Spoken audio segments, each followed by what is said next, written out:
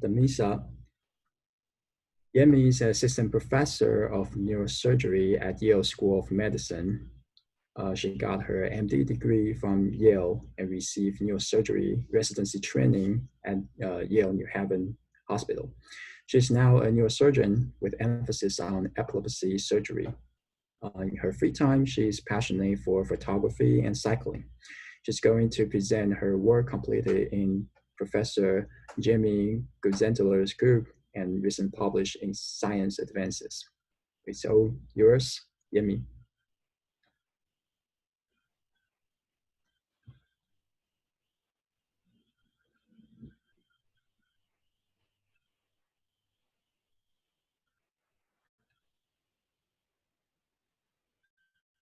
We can see the slides.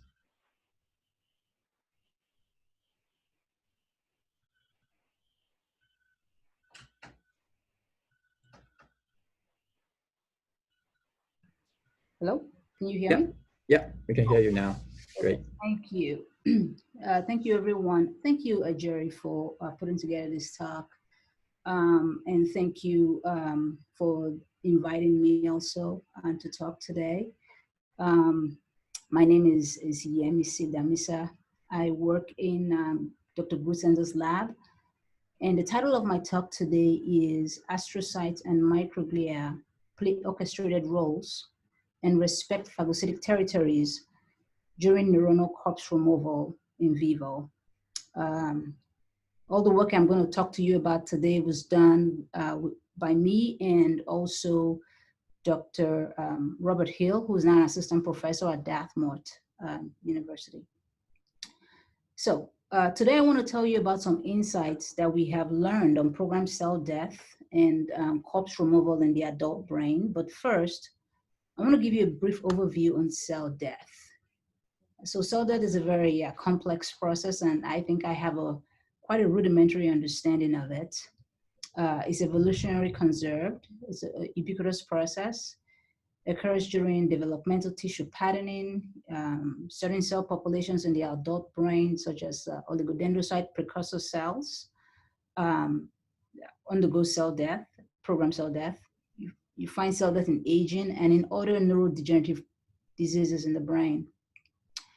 So on the left is look at regulated cell death. You can have both apoptotic morphology or necrotic, but in reality, this is a very complex process where you have things like necroptosis, ferroptosis, pyroptosis, etc.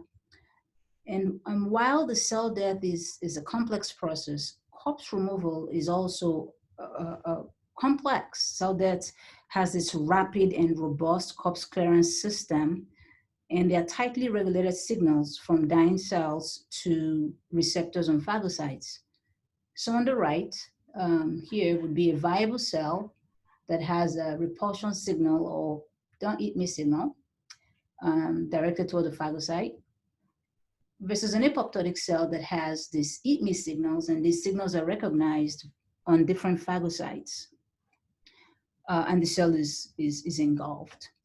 Now, spontaneous cell death is actually quite difficult to capture for many reasons. One being it happens with unpredictable timing and location, and a lot of methods that have been developed to induce cell death, they cause massive amounts of cell death, and also a lot of surrounding tissue injury, which makes that process really difficult to understand.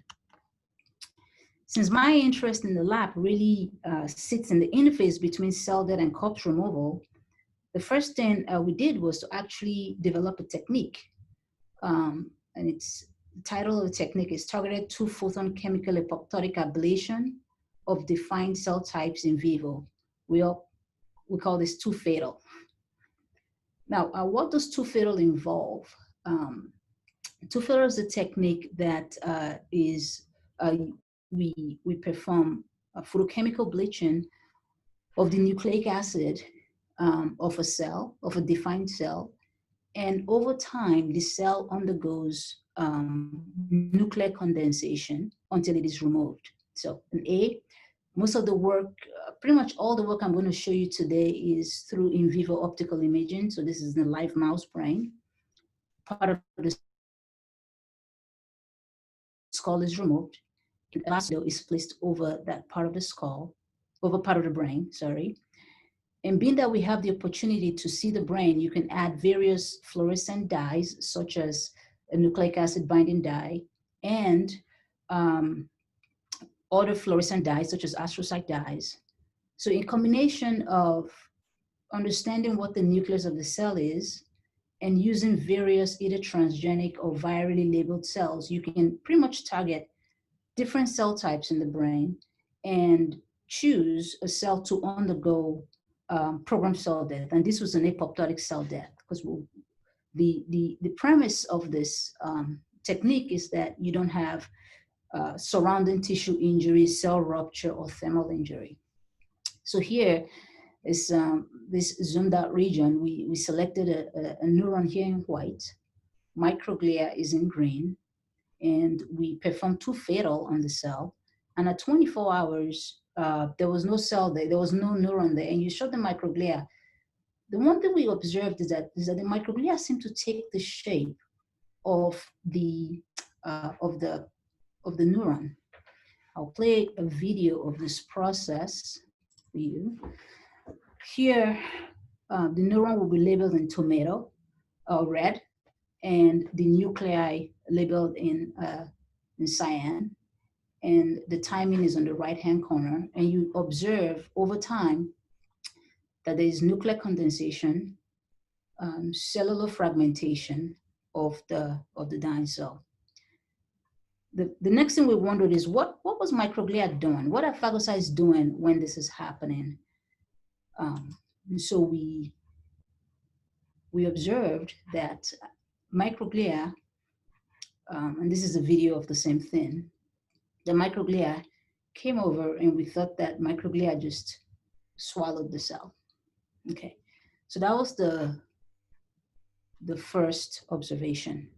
But given that we can continuously image this process, what that affords us is that we can gain subtle insights, such as when does microglia engage with the dying cell? Okay. And so this is a cell here that that underwent 2 fatal. At 6 hours, we observed that there was microglia had surrounded the cell. But when you actually, given that we have this process in the time-lapse fashion, we can say, when does microglia get there? So we observed that this occurred between an hour after 2 fatal to 4 hours, but mostly between 2 to 3 hours, there was microglia engagement with the cell. We observed that microglia engulfed the cell soma and the proximal neurites of the dying neuron. The other question we can ask is, how does microglia do this, and which microglia carries out this task? The how on the left panel would be various microglia processes moving, and on the right would be a slowed motion video of the same process. And so microglia processes moving continuously and at a particular time that would occur shortly as the cell's body begins to expand. You see microglia processes go over that. I'm going to play it out a little bit one more time if I can.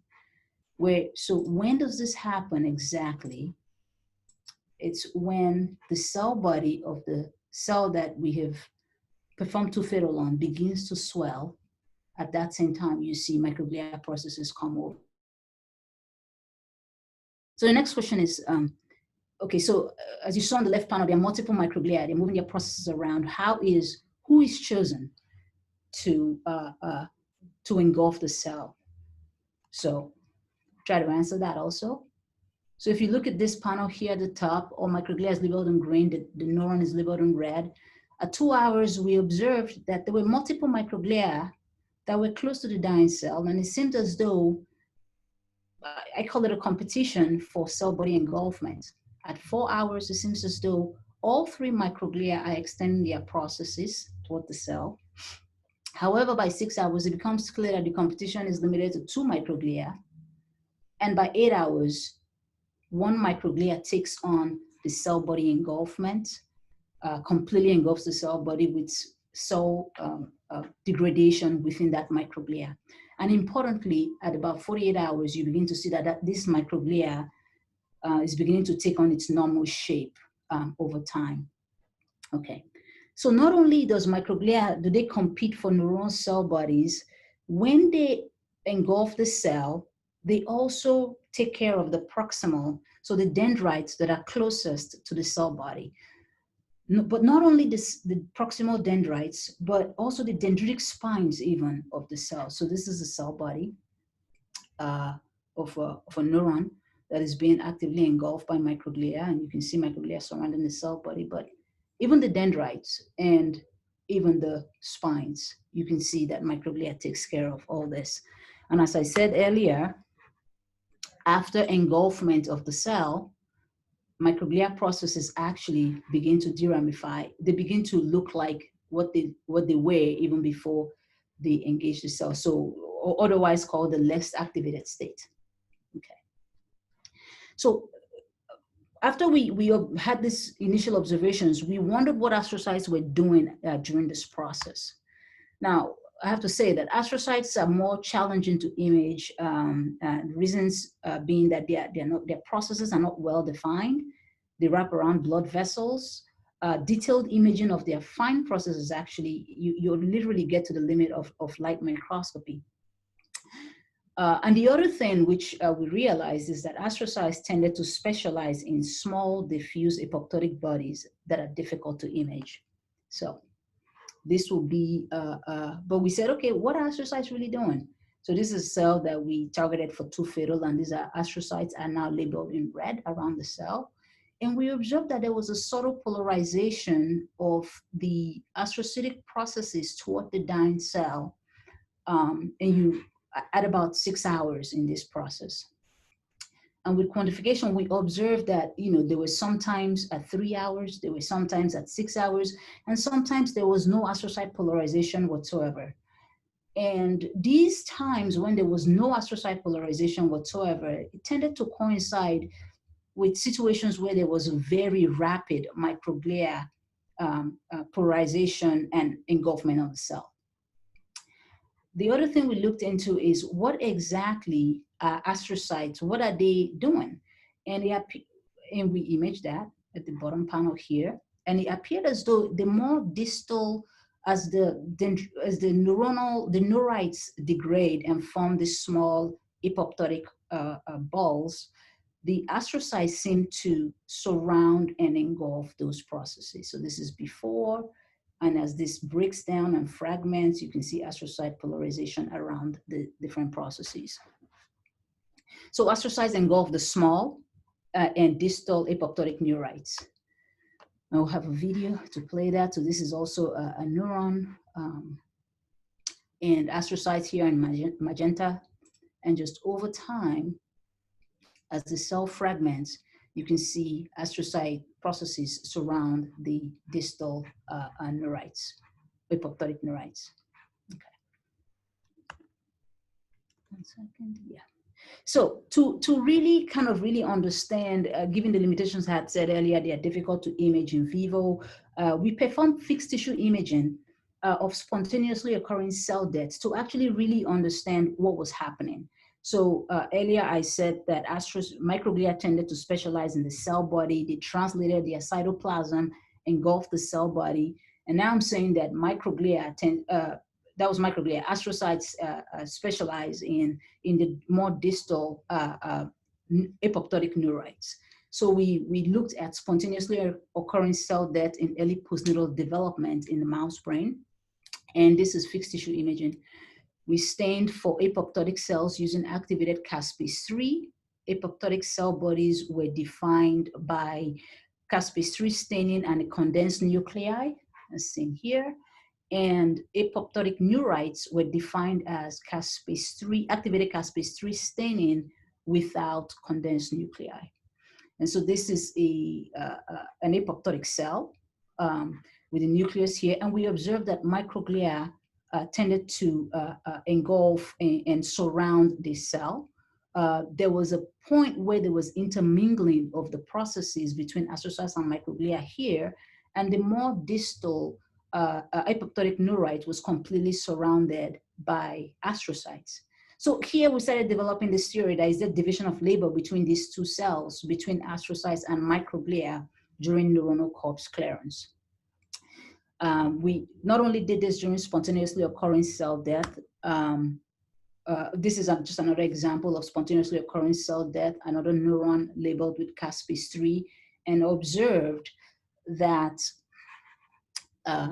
microglia are labeled in green here and astrocytes are labeled in red, that there was almost a phagocytic territory and precise boundaries between these two cells, where astrocytes take care of the top of the cell here and microglia at the bottom, or another example here, where there were astrocyte processes surrounding the apoptotic cell here versus microglia processes on the other side. Okay. We then took this to a viral model of cell death where with high titer AAV9 GFP that induces cell death. And in a viral model of cell death, we observed the same thing where the neuron here is labeled in white. And we observed that microglia surrounded the cell body and the proximal neurites, and there were these sharp boundaries where then you found that astrocytes took over that process as you went more distal from the cell body. And this is, here closer to the cell body, you found microglia processes, as you can see here, and as you went distally, you found more astrocytic processes. So this led us to believe that, astrocytes are major phagocytes in the brain, that they send to special astrocytes and microglia. Astrocytes specialize in the small diffuse apoptotic bodies, while microglia specializes in the cell body removal, that they each had their own phagocytic territories for what they did. And their astrocytes are active players in removing the vast majority of small debris in the brain. The other cell type we looked at were NG2 cells. Now, this is NG2 Cre ZEG. So NG2 cells are labeled here in green, and in magenta is a neuron we targeted to undergo Twofer. And you can see over time that the cell here is, the nucleus is condensed, and you do find that NG2 cells polarize their processes towards the dying cell. But what was more interesting was that even after the cell was completely removed, you still found NG2 cell processes actually thickly polarized to the region of where the dead cell was removed. I don't know why the processes remain even after the cell was removed. There are many reasons we can speculate as to what was happening, but those were the things we found. So in order to really understand the reciprocity between these cells and whether they compensate for each other, we decided to use non-phagocytic receptors, so phagocytic receptors that are present in both astrocytes and microglia, to really understand A, what the cells are doing, and B, what the role of the receptors are at a cellular level. So the receptors we really looked into were the TAM receptors, the tyro3, axel, and MER. Non-phagocytic, the axel and MER are known receptors in astrocytes and microglia. So we, first of all, labeled neurons using chemkinase 2 and cherry here. And in wild type axel global knockout MER and axel MER double knockout mice. And just first of all, looked at the kinetics of corpse removal after Twofer. So this is in wild type, we performed Twofer and watched when was the cell cleared. The same with axel, MER, and double knockout. We did not find a statistically significant difference in between wild type and axel. We found a statistically significant difference in the timing of removal of cell corpses in the MER global knockout compared to wild type. We observed the same thing in the AXL MER double knockout compared to the wild type. But when we compared the MER knockout with the AXL MER double knockout, we didn't find a statistically significant difference. This suggests that in our model, Twofer, that AXL doesn't play a primary role or a synergistic role in the removal of cell corpses from the brain, from the cortex. So the next thing we did, and so deletion of MER leads to delayed clearance of apoptotic cells. So the question is, what exactly does that mean? So given that we can image this process continuously, we can actually quantify, is it an engagement problem? Is this an engulfment problem? Like what exactly leads to this delay in the clearance of the dead cell? So the first thing we did is that we used microglia labeled mouse, CX3CR1 GFP, with MER, with either a MER knockout or and we performed Twofer on the cells. And in a CX3CR1 GFP mouse, we observed that at 6 hours, there was nuclear condensation, there was microglia surrounding the cell. By 24 hours, the cell was cleared. By 48 hours to 72 hours, microglia had taken back as normal, their normal processes. However, in the MER knockout, this is the cell here, that we targeted for Twofer. At 6 hours, there was nuclear condensation as you found in the wild type, but microglia just did not sense the cell.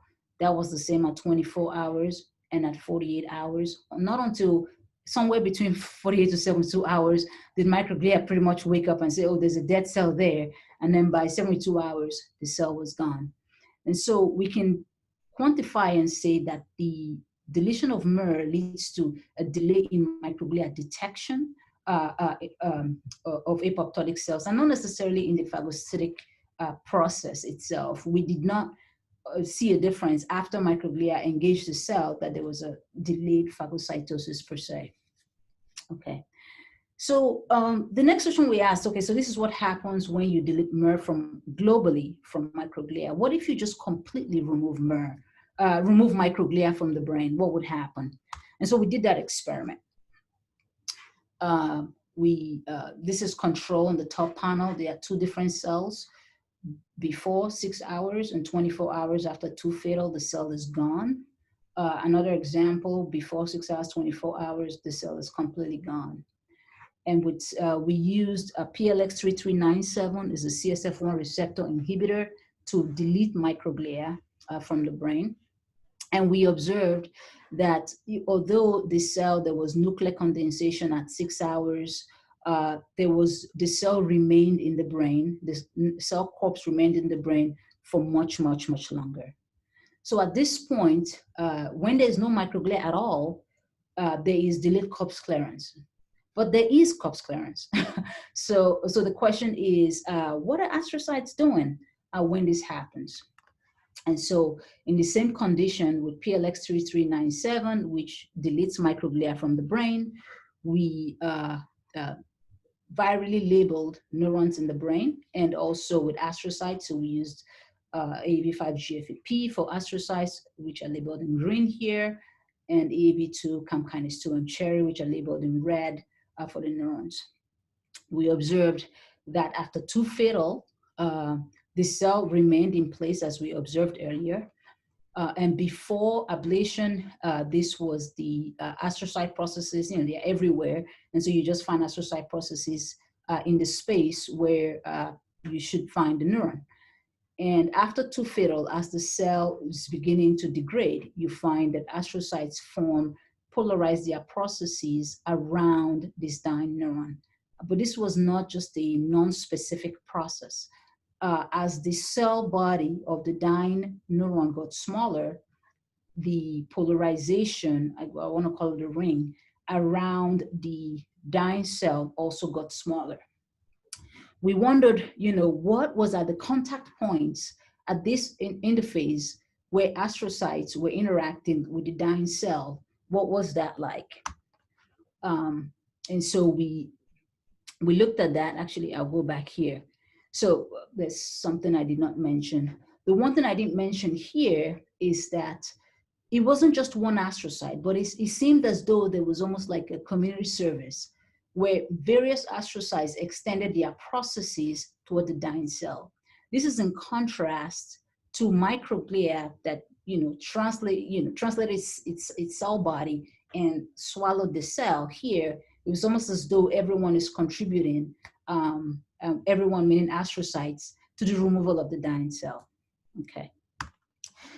So we also tried this with other astrocyte labels such as SR101, just to see here. So this is the neurons are labeled in green, astrocytes in red, and we performed Twofer on the cell, and as the cell nucleus condensed, we noticed that the astrocyte formed a ring around this dying cell. They polarized their processes. We then said, okay, since we want to understand the interaction between the astrocyte processes at the contact points next to the dying cell and the dying cell, we labeled astrocytes using LAMP1 GFP. So all the astrocytes, these are astrocyte processes, they are very fine processes of astrocytes that are everywhere. And we targeted a cell to undergo Twofer, and it's right here. And this is what it looks like before there's a cell right next to it. And this is what astrocyte processes look like just at baseline. And this is in a PLX treated model. So this is in a microglia deleted animal. And what we observed at 24 hours is that the astrocyte had recruited lysosomes toward the contact points around the dying cell here. So it appears as though a multicellular astrocytic reaction is responsible for cell body removal in the absence of microglia. So the next question is, how does MER affect microglia and astrocytes? And that interaction, they both have phagocytic receptors. Like, how does this interplay work? So to do this, we again resorted to trying to really understand astrocyte function in various conditions. So we labeled astrocytes using LAMP1 GFP, and we had 4 conditions. We had a control condition, so we want to understand what astrocytes lysosomes are doing during a controlled condition. The next condition we looked at was after microglia deletion. The third condition was a global knockout of MER. So MER is missing in both astrocytes and microglia and other cells. And then we had a microglia specific MER knockout. Okay, so in the control condition, we observed that this is before and at 24 hours, that there was really not astrocyte lysosome polarization around the dying cell. And this is just another example. We targeted this cell, and at 24 hours, we don't really see much astrocyte lysosome polarization. After complete deletion of microglia from the brain, we observed, and we performed Twofer on the cell, we observed astrocyte lysosome polarization around the dying cell. When we performed the exact same experiment in a global MER knockout, we observed that there was no astrocyte polarization around the dying cell. Okay, and when we deleted MER from just microglia, we observed that there was indeed astrocyte polarization around the dying cell. So what does this suggest? One, it suggests a couple of things. Number one, that the polarization, astrocyte polarization and lysosome recruitment toward dying cell is dependent on the speed of microglia engagement with the dying cell.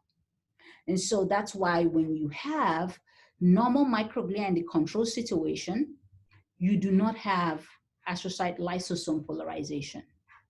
When you completely remove microglia from the brain, astrocytes take over and you have astrocyte lysosome polarization around the dying cell.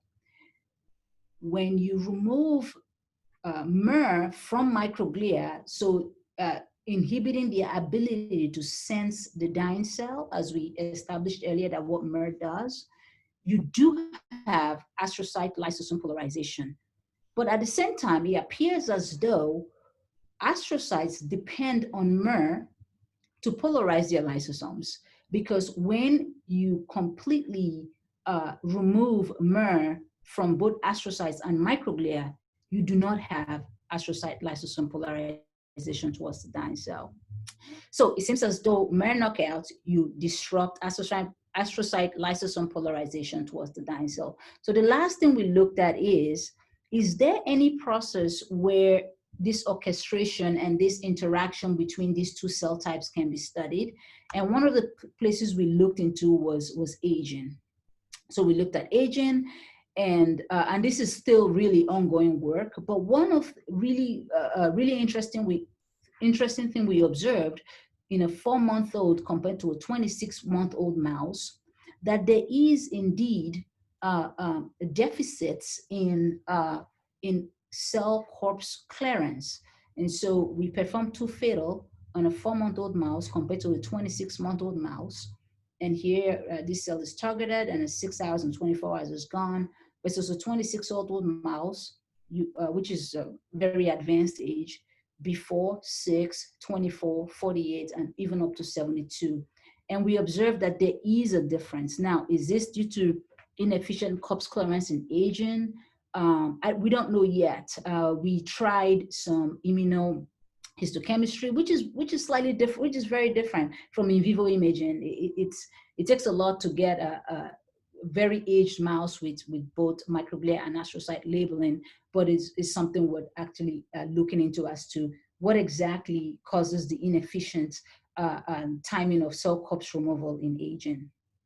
So, here today, I hope I've showed you a new methodology for induction of cell death and the different aspects of glial biology, specialization of different phagocytes. There are many questions that actually remain, such as what are the different signals from the dying cells, and do they give different signals to this different phagocytes? So does microglia have a different signal from astrocytes? That's one question. Second is what are the consequences of dysfunctional orchestration, and how can we prevent this? And what also can be done about the aging phenotype? So here we're developing a conceptual framework for understanding how glial cells interact. We're showing that astrocytes are not just non-professional phagocytes, but are active and remove the vast majority of dendritic arbors on apoptotic cells in the body. I want to thank everyone in the lab. Most people I worked with, this is Jaime Grusendler, the PI in the lab, who's been fantastic. Bobby, Paul, Anu, Fui, and Katie. And I really want to thank you all for inviting me to give this talk, and I'm open for any questions. Thank you.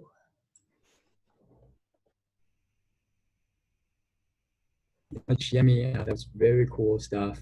You got several questions in the chat box already. Okay. Let me see. Yes, I can find the chat box. Yeah. Okay. Okay, so the first question, I think, says, what makes just one microglia cell win? What allows just that microglia cell to engulf the neuronal cell body? Why don't the others join in? I don't know. The answer to that question, I can't answer that, but I think it's interesting. You would imagine that probably as microglia engulf the cell, they could, and this is all speculation, they could prevent other microglia from seeing some of those eat-me signals that dying cells show. So that could be a reason why it seems as though when one microglia starts and it's covering the cell, it's preventing other cells, not just microglia, from phagocyte, from observing that there's a dying cell there. The next question is, what molecular markers have been used for microglia and astrocytes? Molecular markers, how so? I don't think I understand the question very well, and what that means. It could be what markers you use to identify Oh, the cells, oh or yeah, what markers or surface markers are used by these glial cells to recognize and clear yeah. the dead cells. Yeah, so the markers we used for microglia include CX3CR1, and for astrocytes we used different ALDH1L1 markers, and we used a lot of viral labeling with specific promoters to target astrocytes. We can't do that for microglia using this conventional viral labeling techniques, and so for those mice. How can I subscribe for similar lectures? I think that would be the Yeah, I can answer this question. So for sure. Fascinating work, thank you. These microglia and astrocytic elimination boundaries followed during other forms of cell death, such as pyroptosis. I don't know. It's something that would be interesting to look at. I don't know what pyroptosis looks like in vivo. I think it's more apoptotic when we characterize that, but not pyroptotic cell death. But that would be interesting to observe.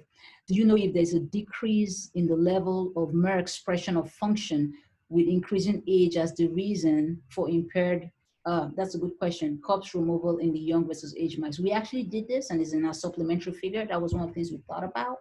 But no, from both our work, and also I think there was transcriptome analysis data from the Beth Stevens group. There's no real decrease in MER in the aged mouse. Let's see here. Do you know where do phagocytic OPCs fit in this collaboration between glial cells? That is a fantastic question. I don't know what the OPCs are doing. I think that I would speculate that I don't know if they are releasing some ECM matrix remodeling molecules in that region where the cell was removed, but I think that that's fantastic. Um, awesome talk, thank you. Wondering if you had any thoughts on if astrocytes and microglia could change after engulfing neurons. Was curious if post-phagocytic glial cells have increased phagocytic function or become pro-regenerative after sensing and taking care of damage. If so, for how long does this last for?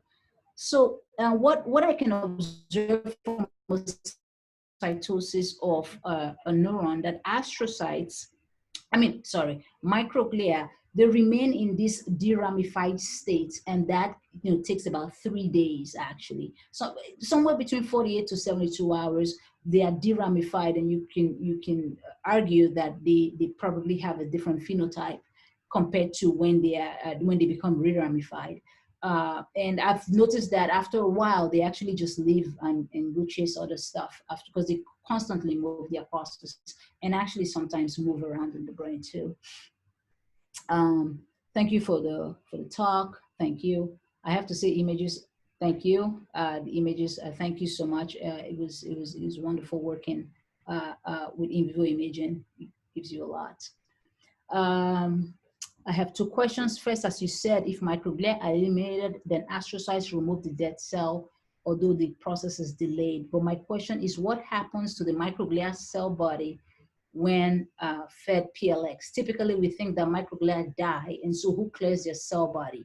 I understand that cell death and its removal are tightly regulated, but what I don't understand is what happens to these dead microglia.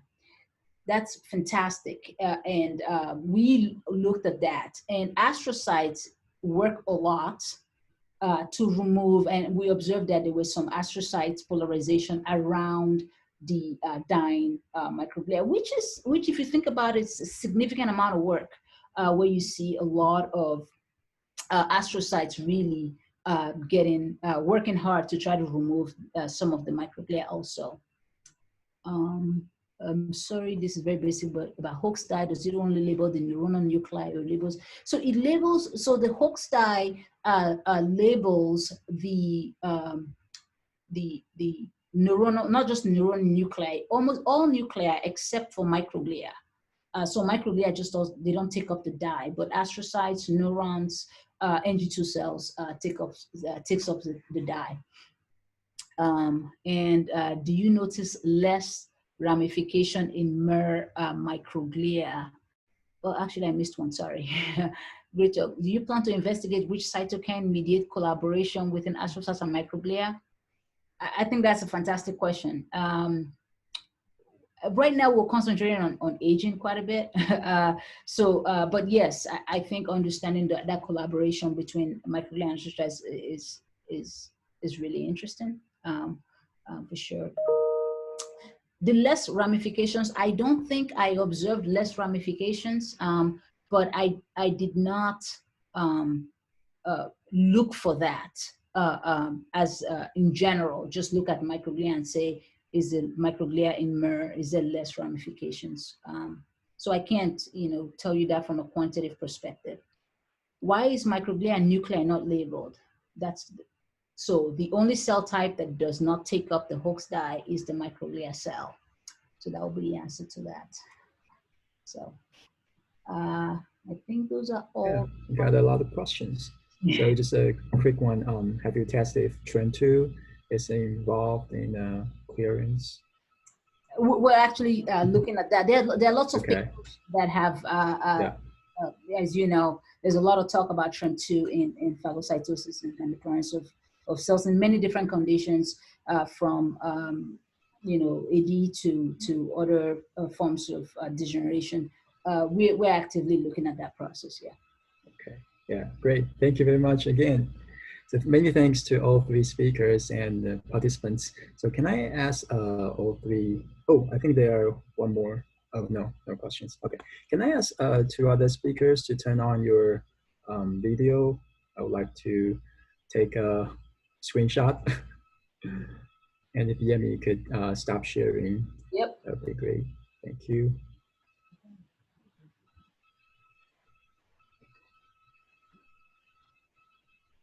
Okay, yeah, and Sultan, can you turn on your speakers, please? No, video, please. Yeah, okay. That's awesome. Okay, so let me do.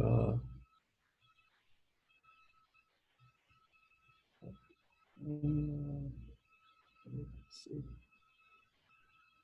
Okay, so please look at your camera.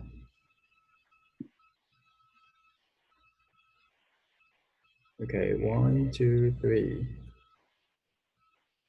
One more. 1, 2, 3. Okay, thank you. Thank you very much. Yeah, I hope you enjoy the seminars as I